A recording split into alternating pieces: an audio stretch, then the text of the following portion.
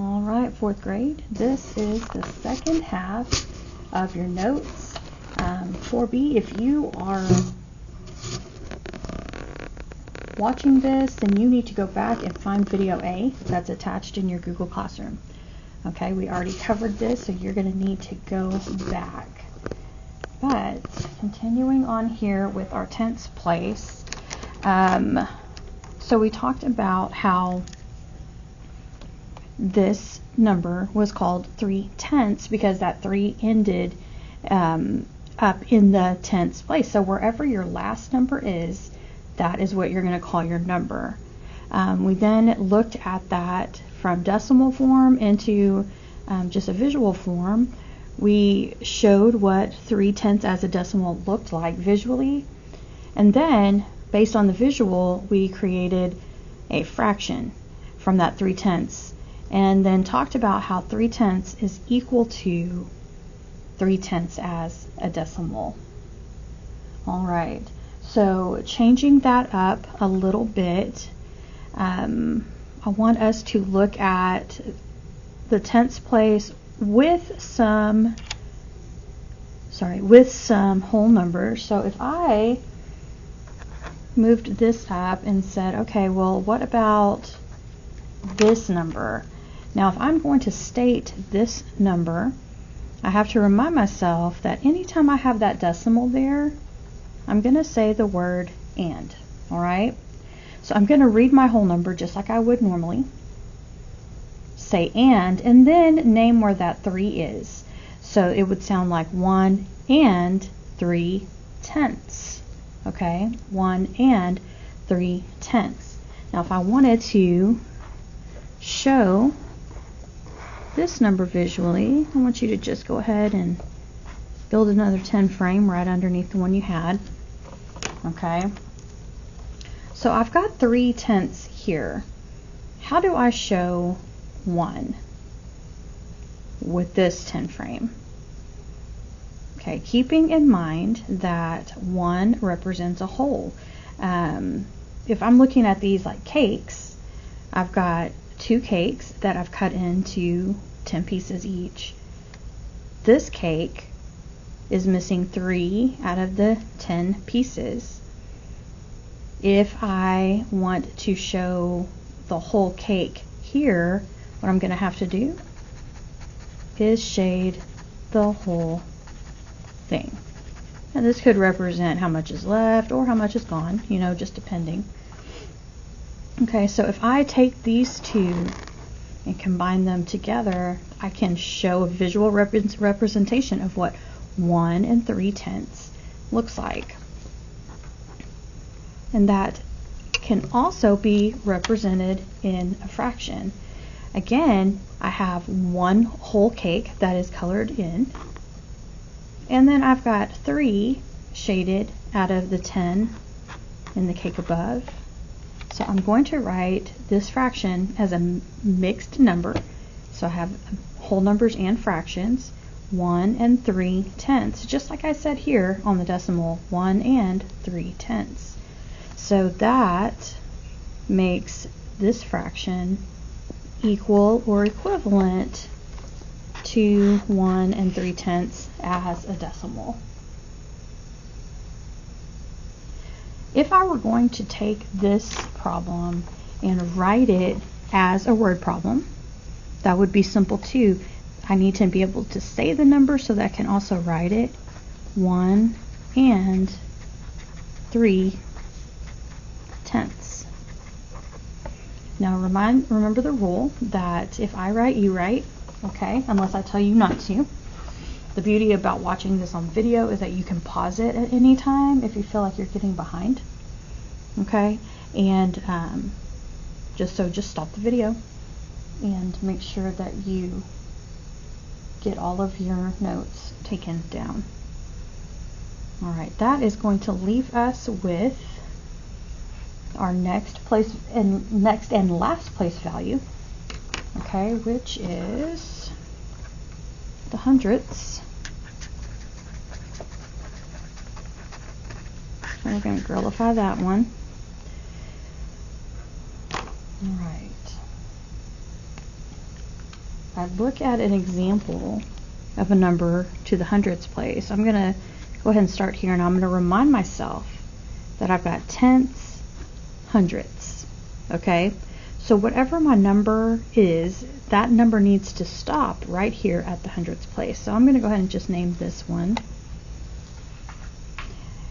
Now I don't have any whole numbers, so I'm going to, when I look at this problem, call this 16, and then I'm stopping in the hundredths place, so this number would be 16 hundredths, okay? Now if I need to write that as a fraction, I'm going to write it just like I'm saying it, 16 hundredths. So that's 16 out of 100.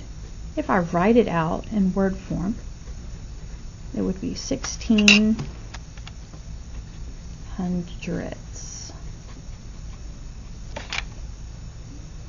Okay? Looking at another example of that, let's put some whole numbers in here. I've got 6.87. Now, if I'm looking at how I'm going to name this number, I'm going to remind myself again that that decimal is and. Alright, so I'm going to say my whole number, 6 and 87. And again, I'm finishing in the hundredths place, so I have 6 and 87 hundredths. Now, when I go to write this number as a fraction, I can look back up here to remind myself that because I have a whole number and a decimal, I'm going to use a mixed number. So I'm going to show my 6, and I've got 87 hundredths. So that will be written just like it said, 87 hundredths, or 87 out of 100. Now for this one, since we've already done some word form, I'm going to go ahead and write this number in expanded form. So starting here with the 6, I'm going to go ahead and just show that whole number, and I'm not going to put any decimals like 0.0 or anything like that. That's 6 in the ones place, so I'm just going to leave it exactly like it is. Next up, I have 8 in the tenths place. When I write my decimals as expanded form, I'm going to go ahead and put a 0 and a decimal to show that it is a decimal, and I don't have any whole numbers, right? I'm just putting the value of the 8, and I'm going to leave it right there in the tenths place. We'll add a plus sign. Now I've got 7 in the hundredths place. So once again, I'm going to put my 0 in decimal. I am not looking at the tenths place. I'm only looking at the hundredths place. So in the tenths place, I'm going to put a 0 as a placeholder, and then I will leave my 7.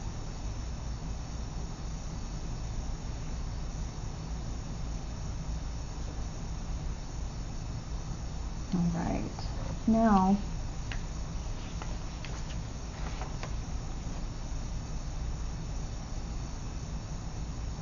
looking at your assignment that I would give you here, I'm going to keep this one pretty simple.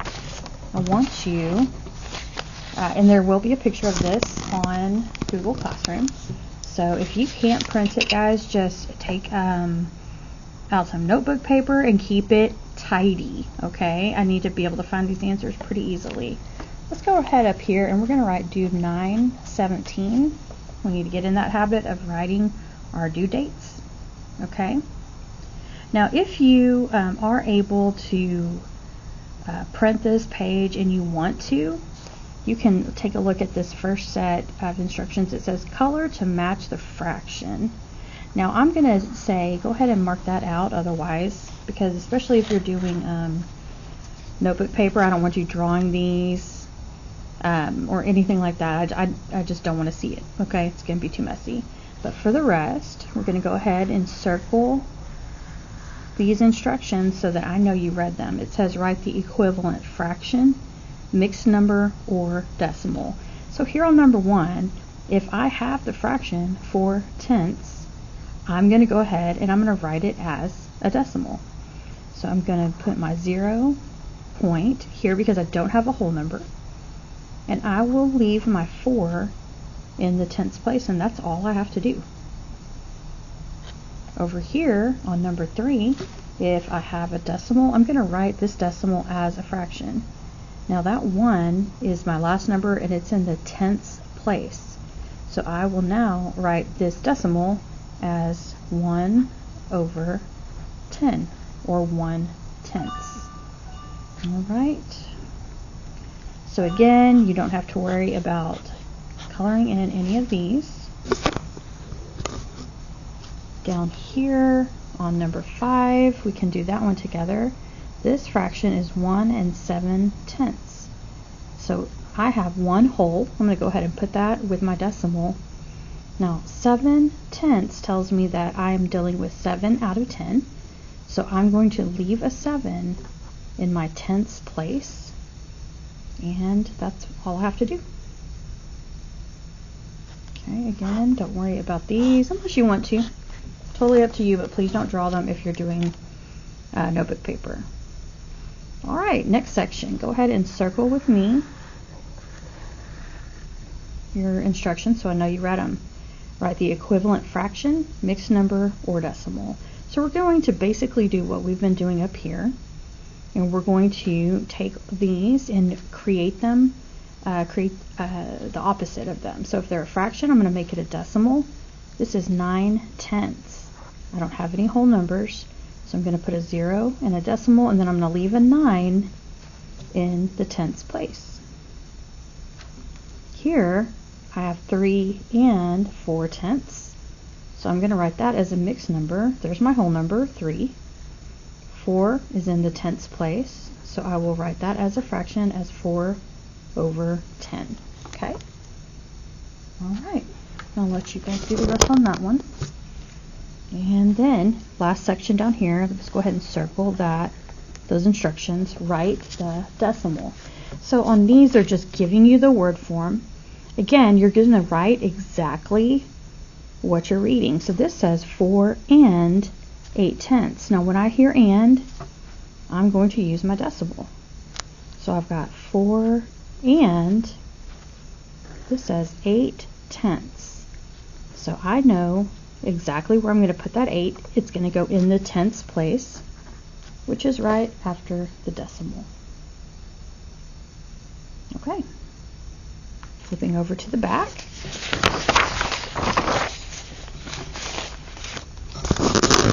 At the top, we're going to do the same thing here.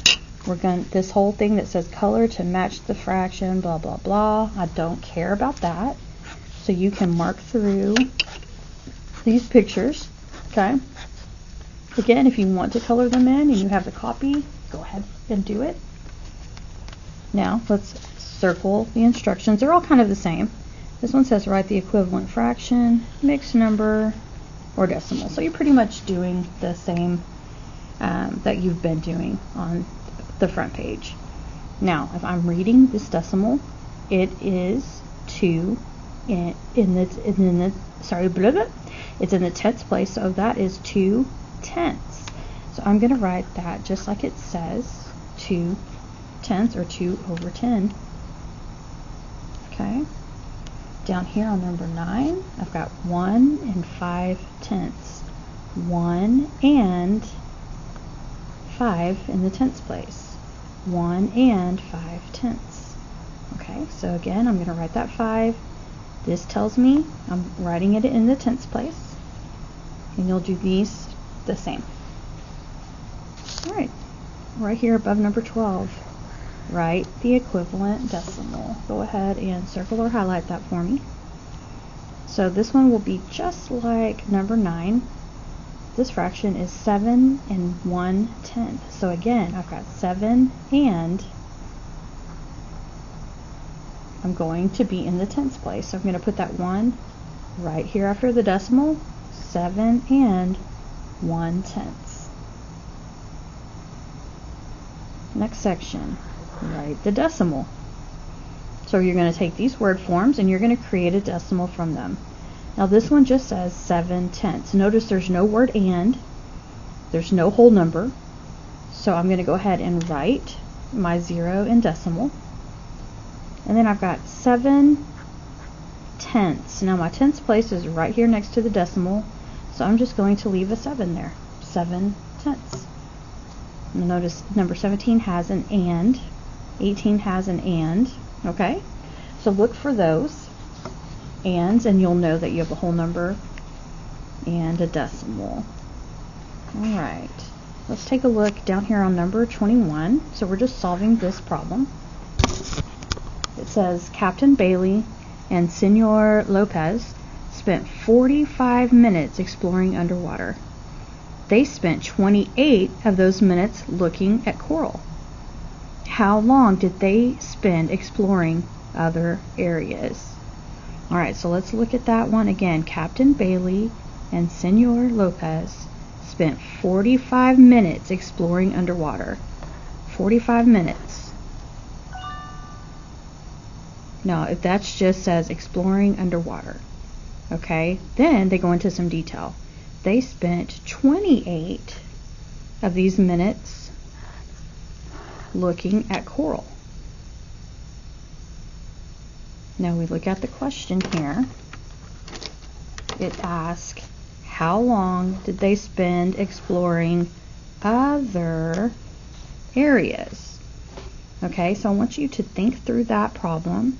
They want to know how long they spent exploring other areas. Okay, you've got some room here for your work. Don't forget that whatever your answer is, you're going to write a label for it. So it'll be blank minutes. Okay, all right.